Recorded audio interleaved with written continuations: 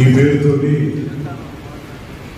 Military Madhavaram యొక్క నేపథ్యాన్ని తీసుకుని ఒక చిత్రాన్ని నిర్మించడానికి ముందుకు వచ్చినటువంటి నిర్మాతలకు కానీ దర్శకుడికి కానీ వాళ్ళ వెనకాల ఉండే గురువు అందరికీ కూడా ప్రత్యేకమైనటువంటి అభినందనలు తెలియజేస్తున్నాను. ఈ కార్యక్రమంలో విశిష్ట అతిథిగా పాల్గొంటున్నటువంటి మున్సిపల్ చైర్పర్సన్ శ్రీ భూపతి నారాయణ గారికి, సినిమాకి సంబంధించినటువంటి బృందం అందరికీ కూడా ధన్యవాదాలు తెలియజేస్తూ, మిలిటరీ మాధవరం అనేది మన ప్రాంతంలో అందరికీ కూడా ప్రత్యేకతతో కూడినటువంటి గ్రామంగా తెలిసినటువంటి అంశం.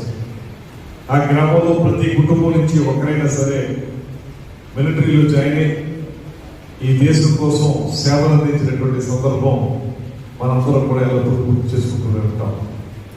ఇందాక వారు చెప్పినట్టుగా మొదటి ప్రపంచ యుద్ధం దగ్గర నుంచి వాళ్ళ వరకు కూడా మిలిటరీ మాధవరం నుంచి ఈ దేశానికి సేవలు అందించి ప్రాణాలని తృణప్రాయంగా ఇచ్చి మిలిటరీలో జాయిన్ అయినటువంటి అనేక మంది ఆ గ్రామం నుంచి వెళ్ళారు.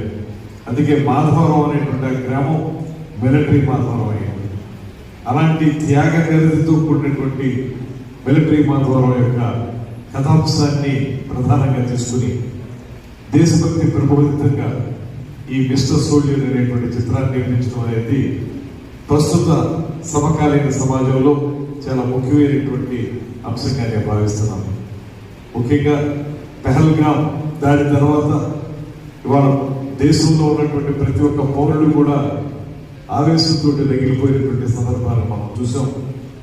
ఆ తర్వాత ప్రధానమంత్రి నరేంద్ర మోడీ గారి నేతృత్వంలో ఆపరేషన్ సింధూర్ తోటి వారికి సరైనటువంటి గుణపాఠం చెప్పి 3 రోజుల్లోనే వారిని మట్టి కల్పించినటువంటి సందర్భాన్ని కూడా మనం గమనించాము. ఏ మహిళా తల్లి నుదుట సింధూరాన్ని తుడిచేశారో, ఏ ఆడబిడ్డ యొక్క నుదుటిలో ఉన్నటువంటి సింధూరాన్ని ఆ దుర్మార్గులు తుడిచేశారో, అటువంటి దుర్మార్గులను మట్టు పెట్టడానికి మన నరేంద్ర మోడీ గారు చేసినటువంటి ప్రయత్నాన్ని ప్రపంచం మొత్తం కూడా హర్షించింది.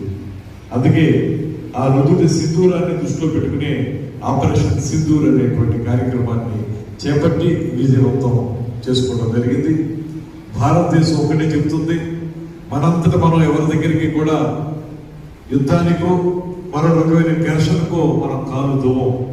అయితే మన మీదకి ఎవరైనా వస్తే మాత్రం చూస్తూ ఊరుకునేటువంటి ప్రసక్తే లేదు. ప్రపంచంలో ఏ దేశం కంటే కూడా మన దగ్గర ఉన్నటువంటి సామగ్రి కానీ యుద్ధ సామగ్రి కానీ వీటిని తట్టుకునే శక్తి మన పొరుగు దేశం